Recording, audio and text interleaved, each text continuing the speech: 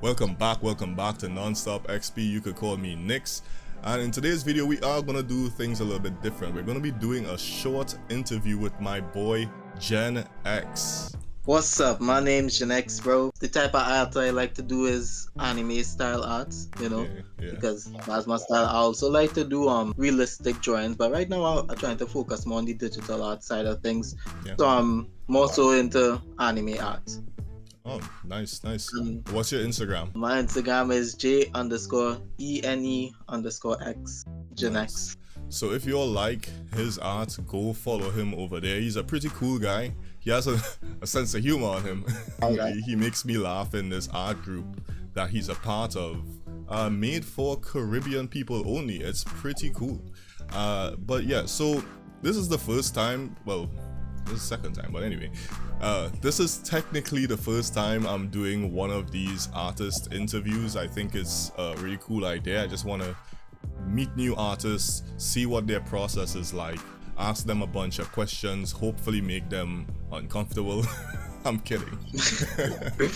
And get some new perspectives on art and their art journey. So I'm gonna start with the basic question that normally everyone asks. What made you get into art, man?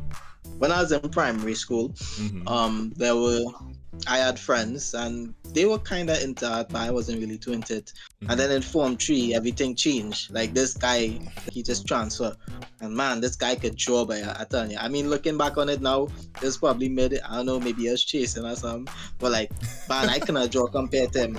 And for the life of me, I don't know why, he just didn't like me. He didn't like but you. all my friends like him. All my friends like him because he could draw. Yeah. So all my friends stopped hanging out with me because he didn't like me. He stole your friends with art. So my anime protagonist arc, I'm like, alright, fine. I'm gonna end up better than you in drawing. So I just started going ham on drawing. Like right you. I just drawing. Class going on, I drawing. Teachers want to know why my grades going down. I just drawing. Stop paying attention. No, like really. And in Form 5, well, not Form 5, I mean Standard 5, Standard 4. Like I got good enough to where like they appreciated my art, and well, I never left the friend group. I was just I felt a little bit more outcast. Yeah. And now you were less. You became less popular, basically.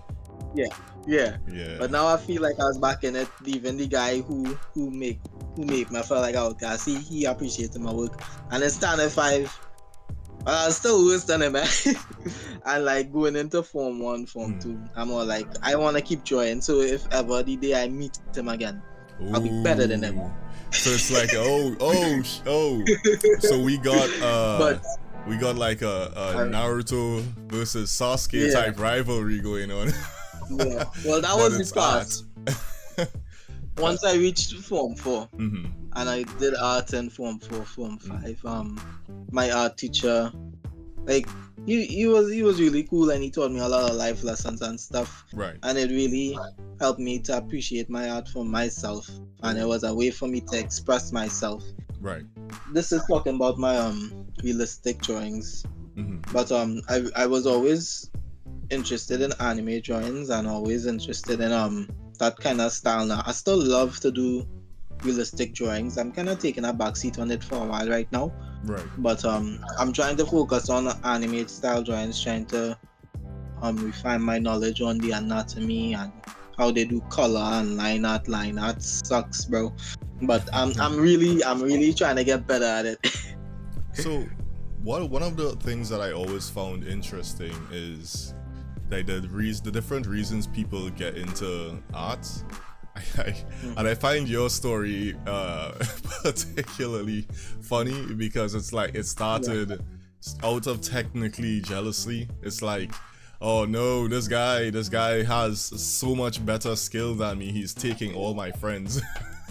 Yeah, that's exactly why I can't deny. No, I mean, I think it's good to be honest about even some of our negative or what people would perceive as petty feelings, throughout our journeys. I think it's good to be honest about it because it's part of the reason you became who you are. So don't deny it. Yeah, I mean, I was like 8, so like who can fault me? And like if it wasn't for him, I probably won't be doing art. True. So I really gotta thank him for being a douchebag, you know. Whoever you are out there, I'm not dropping your name. I'm not doxing you, bro, but thank you for being a horrible person. Oh my god. Yeah. He became my friend later on. He's cool. Yeah, I think that's a really cool origin story. Let's call it that. It's a pretty hardcore origin So story. my next question for you is, throughout your art journey, what would you say was the most difficult thing for you to learn? You know, for me, it's like drawing hands, you know, and a lot of people understand that. I used to draw these weird blobs at the end of my characters, and sometimes I would like hide their arm behind their backs or off screen or in a pocket or something, and I just had to force myself to eventually learn that when I got into making a comic. So for you, what was your most difficult thing to learn in art? My most difficult thing to learn, and this thing I'm still learning, and it still plagues my art to this day, is accuracy. And it's kind of funny. I did realistic drawings, but for the life of me, man, like getting the person's likeness is just so difficult for me. Oh, you should definitely send me some of the realistic pieces that you have, so I could kind of showcase it in the interview, in the video. That would be pretty cool. No problem, but yeah, the problem is that, like, how to put it, like if I get a commission from someone, a lot of the times, like, there are two ways I would go about doing it. When I mean likeness, I mean like just drawing someone as they are.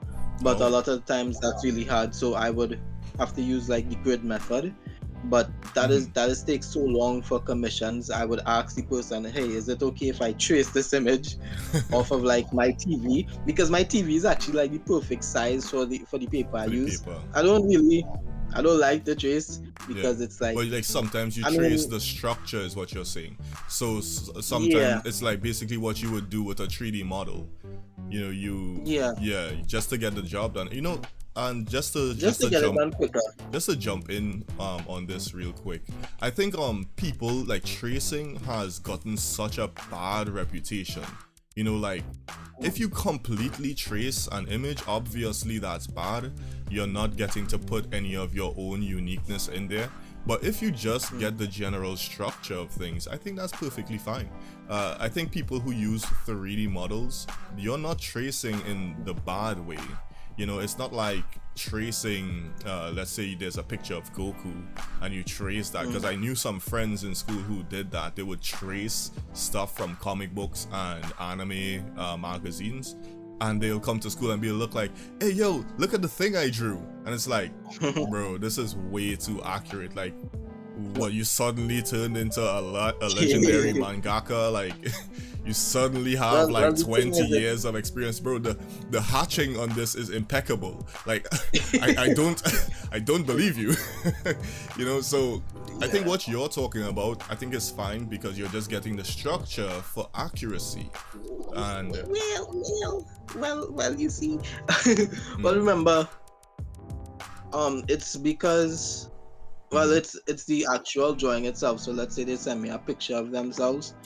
I would ask them, is it okay if I could trace this so I could get it done quicker? Because yes, I can, but well, I would usually ask them if they would rather it so and so, because it's quicker if you trace it.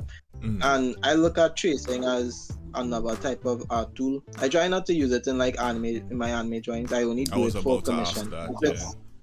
This is for like self-portraits, and you don't use it at all for your anime art stuff that you have on Instagram. No. Okay, I want to just be very clear with that, because you know how the internet is. They'll flood your account, be like, oh, he traces everything. It's like, no, he's not saying that. But also it's also the intent. Like, if people know you trace, like if you tell them, like how I tell the commissioner, hey, I'm tracing this so it'll be faster, so you can get it quicker, and I can make sure it's 100% accurate.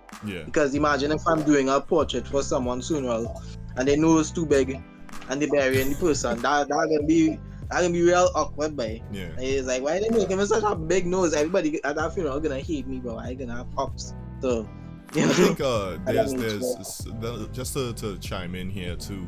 I think there is a subtle beauty to inaccuracy as well. There's a guy that I speak to overseas. His name is Marshall. He runs Lumbento, a manga company, and he's also on YouTube. So if any of y'all watching, go check him out. Check out my boy Marshall Arts. I'm gonna put the name. Anyway, he is one of the people that kind of taught me that. He was like, bro, listen, when he was looking at some of my work, he was like, listen, you're connecting too many lines, you're trying to make things look too perfect, and that's why some of your art looks stiff. So try to aim for a subtle imperfection, because there's a beauty in it. So then he pulled out these manga books.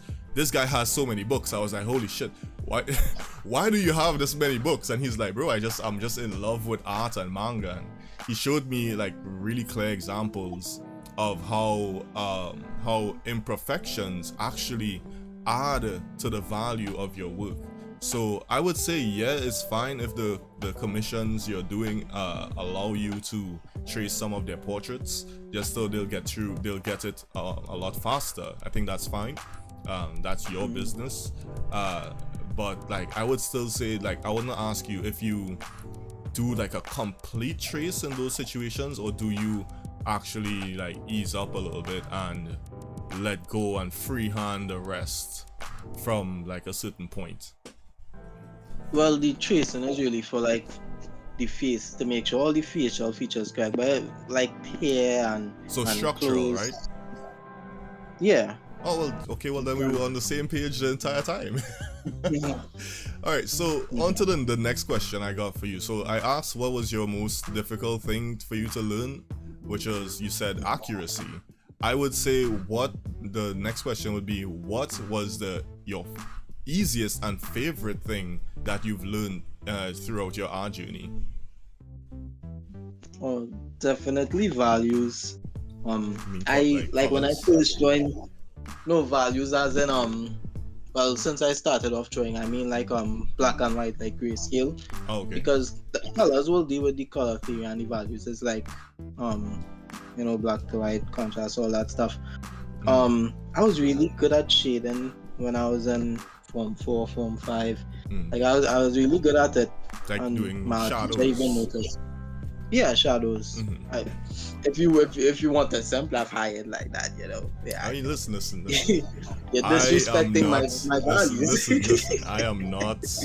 As I was telling Kato in the group, I'm not well educated on art. I learned everything just by like doing it and feeling.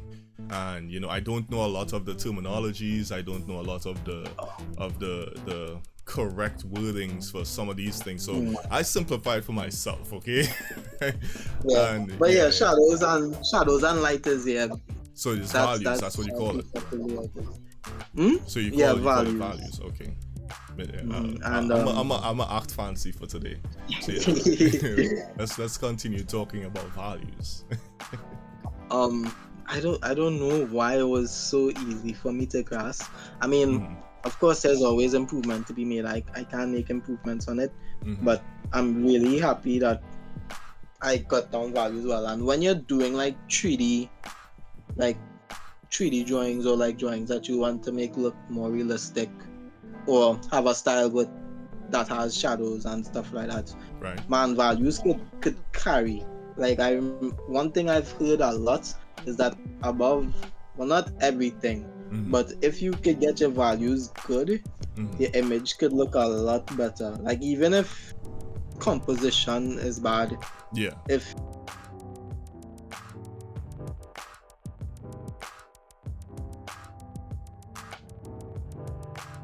a lot of stuff is bad, people could still appreciate the values. Like if I try and draw a vase or something, and the vase wonky or something, and the values are good, someone could look at that and be like, what an interesting abstract piece, like, you know, like an Yeah. art snob or something. But Damn, you yeah, know, values is I very got a important. video planned talking about those so-called art snobs you mentioned. Yeah, I think it's gonna be a fun video. Well, I mean, if they enjoy what they do, who am I to say I what mean, they're doing is true. wrong? I mean, If they like painting who's squares, not gonna come on? Who's not gonna enjoy making millions of dollars duct taping a banana to a wall? Like, come on, who's not gonna enjoy that? Like, you know, so well, modern art is well, modern art kind of reflects the modern day. And if you look at how we make stuff modern, yeah, like modern houses, they're very bland and very like simplistic compared to, I don't know, architecture in the Renaissance, or maybe in like France or something like that. Like, you know, you'd see all those intricate details in housing and stuff. As things get more modern, they get more simplified to the point where it's so simple it's complex. And that's how I see modern art, because I find it so complexing that you could derive such deep stories from a square. And it's like, if that is what that piece means to you, who am I to judge? You know, you know, maybe my brain is not big enough come to on, see no, it. no, no, no, no, no, No, no, don't give maybe in there's to the something. don't give in to We the getting virus, lost in man. the sauce. Like, We getting lost in the sauce. Maybe they have something that we don't have. You know, nah. I disagree. I But think to some it just, but degree, they are exactly what you said earlier, like snobs, you know, and those snobs tend to be wealthy and already have status. So if one of those people created something, it's like when the popular kid in class does the bare minimum, everyone still praises it as some type of masterpiece. I think that's what that is. But anyway, let's focus up on you. I want to hear more about you, right? So I see that you do a lot of anime stuff. You do a lot of fully colored anime stuff. How long does it take you to finish a piece? 6 hours maybe. About 6 hours, you'd say? 6 to 8. You maybe. have any favorite Yeah. characters you like to draw, or is it just whoever you feel like? I mean, honestly, like if anyone plays Genshin Impact, I don't know, some about me, I like to use bad characters, quote unquote bad. So Shinyan was like my main from day one, and like I drew her 3 times, and I do enjoy drawing her. Yeah. But I can't really say it's my favorite thing to draw. A lot of her designs, it's annoying to draw. But other than her, I haven't really drawn anyone else much. I like to draw like OCs that I just make up on the spot. Like Yeah. I want to like get better at character design, so I'll probably take time out to do character sheets and stuff. Yeah. But I just really draw what I feel like drawing. I try and get inspired on Pinterest and just be like, oh, that looks cool. I'll try and add that Try in stuff out somewhere. Okay. You know. So this, in my opinion, for technically my first artist interview, technically it is. Anyway, I would say it was pretty good. I just have one last question for you. What advice would you have for beginner artists starting out? Art is such an intimidating thing. A lot of people kind of look at it and it's like they go into it thinking, oh, people aren't going to like my scribbles. What advice you have for those beginners? Well, 2 things. One, well, I don't draw every day, and a lot of people say to draw every day, and I think it's something you would have to look at for yourself and see how much you draw, because I don't want to say I'm a seasonal artist, but a lot of times I could take like 3 weeks off, a month off from drawing, and then come back and I would see improvement. Okay. So I think the first thing I'd say is it's important to take breaks and also reflect on your art, but also like touch grass, go outside and get inspired from real life. Touch grass. Because when you come back, you would actually find, when you come back, you'll actually find yourself somehow more inspired than before. Because burnout is a real thing. I don't get burnt out because I take long breaks, and some people might see that as burnout. I see that as me preventing my demise. And the second tip I would have is don't well, it's kind of like 2 tips in one, so I guess I had 3 tips. But like, don't compare yourself too much to others. It's good to see other people as inspiration, Yeah. but don't be envious of what they can do, because you don't know how long they've been drawing for compared to you. I've been drawing for a short amount of time, and I sometimes find myself having to remind myself that, hey, this person been drawing for 40 years. Let me not try to compete with them, you know. Yeah, yeah. And Because you're setting the yourself up last, for failure by doing that. yeah. Yeah. hmm And the last tip, Mm-hmm. if I could remember it, my mind has kind of gone blank. Yeah. Oh yeah, humility is, it's really important to be humble. Like I was talking about the art snobs or whatever, but you really want to accept critiques, accept advice. Don't think that you're the best thing in the world. Yeah. Um You don't get like that that really hinders your inflated growth. ego. Yeah, it really hinders your growth, man. Yeah, Like yeah. a lot. Okay, well, nah, yo, those were some nice words. I hope any beginners that hear this actually heed his advice. This is coming from someone that has a decent amount of years in art, has been drawing on his own for, like you said, from the age of 8.